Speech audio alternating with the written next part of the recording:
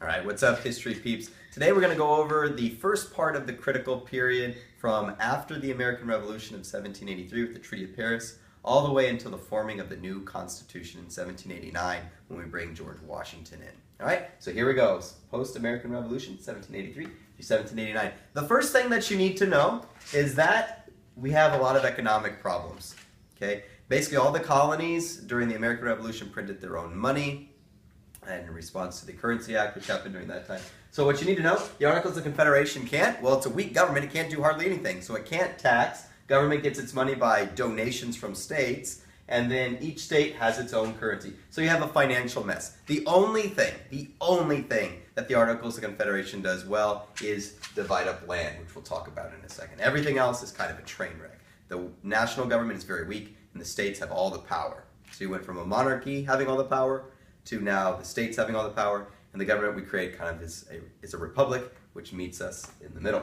All right, the Treaty of Paris, it is going to end the American Revolution. Come on, all right? And England is saying that they're going to leave the forts, and Spain is going to get from this treaty New Orleans and the Mississippi River. And so that's all you need to know about that for the sake of our time today. England says that they won't leave their forts in the Northwest Territory until the United States pays loyalists for lost property and also pays that colonial debt that they still owe England. All right, so they say, heck no, we won't go until you pay us back. So basically what England's doing is they're waiting around in their forts and they're waiting for this American experiment to fall apart. And when it does, and it should, I mean, look at the financial situation, England's going to be right there to reconquer lost territory. Okay? Spain is going to get, as we already alluded to, the Mississippi River and the port of New Orleans. Now, United States, we start moving west. That's what we tend to do. And so they start moving closer and closer and closer to the Spanish territory. And so what happens is that Spain closes the Mississippi River and New Orleans and says that we have no access to it. That is later going to change over with Pinckney's Treaty. But for the time being, they close it. They see us as a threat. And they close the river and the port of New Orleans off, which really hurts our financial trade. We send a guy named John Jay over to Spain to try to work out a deal. The Spanish government says no, and so basically we're left there like, okay, well, we have other problems to worry about. We'll worry about Mississippi later. Native Americans. Native Americans are getting weapons from, take a wild guess here, Native Americans. Absolutely right. The English are in the forts, and they are giving weapons to Native Americans, trying to stir up trouble with the American colonists trying to reconquer that lost territory. There's something called the Treaty of Fort Stanwix. It's a land deal in the Ohio River Valley between the Iroquois and the United States government. There's just one problem.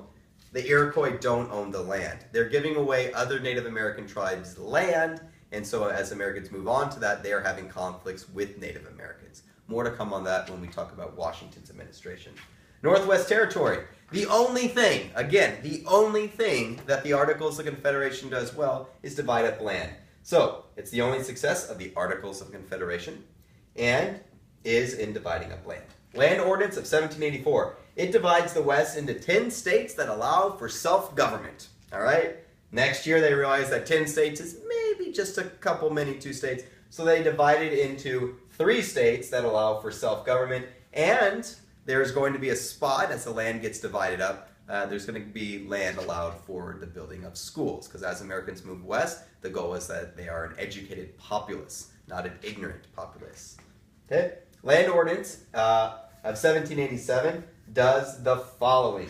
Sets up a process for becoming a state. When you reach 60,000 people, boom, you become a state. It's going to ban slavery in the Northwest Territory. So anything outside of the Northwest Territory, it's going to be fair game later on. So whenever we get the Louisiana Purchase, in the law it says no slavery in the Northwest Territory. So as we move west, the issue is, well, can we have slavery here? Because you said there, but it doesn't say anything about west of the Mississippi.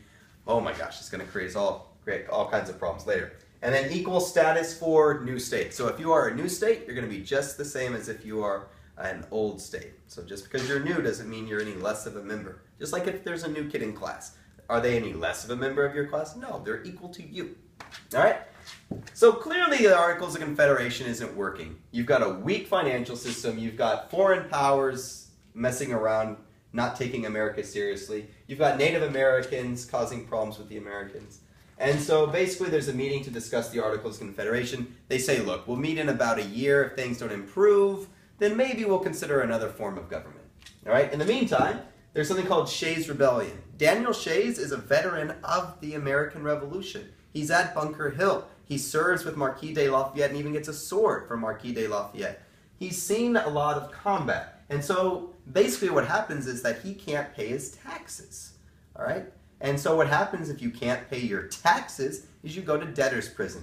And he says, wait a minute, I fought in the American Revolution. The government has no central currency. I'm getting paid in money that's depreciated so much that I'm using it for wallpaper. I don't agree with this. And he wasn't the only veteran in the same situation in Massachusetts. What does he do? He starts getting a group of people together and they shut down the courthouses. All right? So basically you have a ragtag group of veterans shutting down government. Like America's teetering on this anarchy, Thomas Jefferson is in France and he writes about this revolution and he's kind of endorsing it a little bit. He says it's kind of founded in ignorance, but he likes the idea that people are rising up. All right? The tree of liberty must be refreshed from time to time with the blood of patriots and tyrants. All right? So ultimately this is going to freak America out. Oh my gosh, look how it's hard putting this rebellion down. These are just normal average farmers and veterans with weapons, and they're basically holding the government hostage. And so what happens is the Constitutional Convention. People meet in Philadelphia. It's hot. They close the windows. It's a secret meeting. There are guards around the doors, and they create a plan. Luckily for us, James Madison shows up. He couldn't serve in the American Revolution because he had been really sick and weak basically all of his life, but he is a brainiac. So he shows up and he's like, hey guys, I got a plan if you want to learn about the plan. As I knew that this government wasn't going to last, so check it out. He rolls this thing out and voila. Basically we create a new government based on his ideas. But what you need to know is that there was a couple compromises that happened under the Constitutional Convention. There's a couple plans that get put together and it leads to the Great Compromise. The first plan is the Virginia Plan, created by James Madison. And what it calls for is representation based off population. So the more people you have, the more say in government you should have. The New Jersey Plan, because New Jersey is a smaller state, they don't like the Virginia Plan. They're like, look, smaller states should be equal to big states. And so that's where you have the creation of the Senate. So you have House of Representatives, Senate, put it together, it's called the Great Compromise. New Jersey Plan, Virginia Plan, the Great Compromise, sometimes called the Connecticut Compromise. Right? There's also this thing about the Three-Fifths Compromise. The South says, look, well, we want representation, but we want to use our slaves. The North says, you can't do that. They're slaves, they're property, they don't even vote. And the South says, well, if you don't agree to it, then we're out of this. We're going to form our own government.